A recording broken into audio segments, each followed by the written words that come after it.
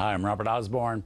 Our Star of the Month salute to Cary Grant rolls on now, this time with Cary in a comedy he made in the 1940s when he was a freelance actor who pretty much had the first pick of any film script in Hollywood.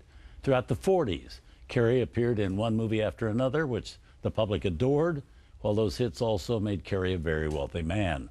And our next film comes, indeed, from that period.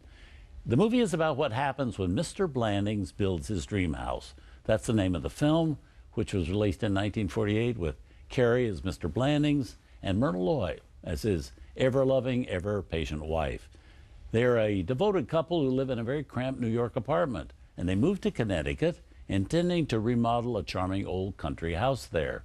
Very soon, though, a glitch. They discover it's going to be wiser to build a whole new place than try to fix up the old one. So they do just that. And as you know, if you've ever tried to build a house, especially if you're doing it on any kind of a budget, everything that can go wrong usually does. And it certainly does with the Blandings.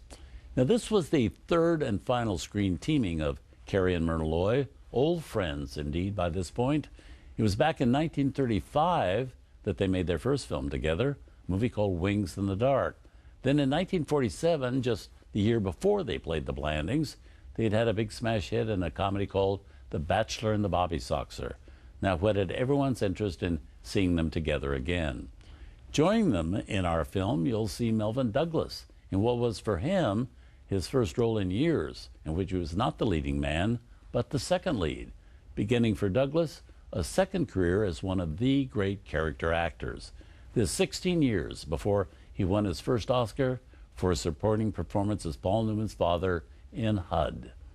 Here from 1948, directed by H.C. Potter, we bring you Mr. Blandings Builds His Dream House.